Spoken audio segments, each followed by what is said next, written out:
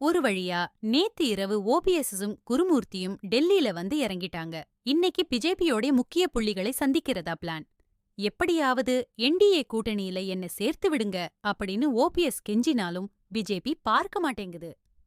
சரி, குருமூர்த்திட்ட ஆலோசனை கேட்டதுக்கு, வாப்பா, நான் கூட்டிட்டு போறேன், அங்க போய் பேசிடலாம் அப்படின்னு அவர் கூட்டிட்டு வந்திருக்கிறாரு.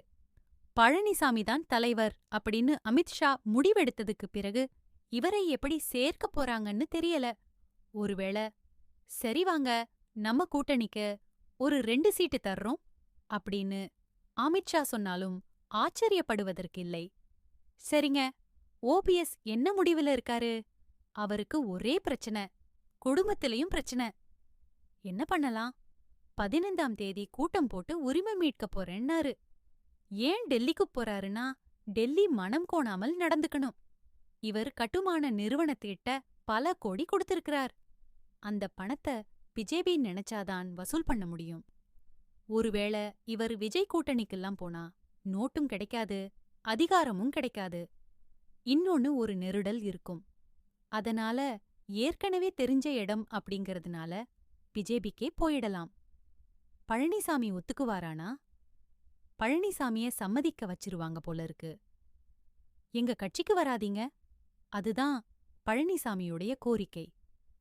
பிஜேபில அவருக்கு 2 சீட் கொடுங்க, எனக்கு ஒண்ணு பிரச்சனை இல்ல அப்படின்னு சொல்லிட்டாராம்.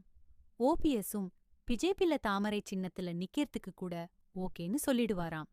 ஏன்னா வேற வழி இல்லை. இன்னைக்கு இருக்கக்கூடிய சூழ்நிலையில எப்படி இருந்த ஓபிஎஸ் எப்படி ஆயிட்டாரே அப்படின்னு அவங்க ஆட்கள் புலம்பிட்டு இருக்க, இவர் குடும்பம் நல்லா இருந்தா போதும், நம்மள கழட்டி விட்டுட்டாரேன்னு வைத்திலிங்கமும் வேற ஒரு முடிவுக்கு வந்துட்டாராம்.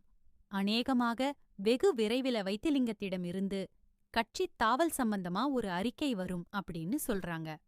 டெல்லிக்கு போகும்போது கூட வைத்திலிங்கத்தை கூட்டிட்டு போல அப்படிங்கிற வருத்தமும் அவருக்கு இருக்காம். எப்படியோ ஓபிஎஸ் என்டிஏவில சேர்க்கிறாரு. சரி, டிடிவி டிடிவி மேல நிறைய வழக்கு இருக்குங்க. அவரை எப்படி வளைக்கிறதுங்கிறது பிஜேபிக்கு தெரியும்.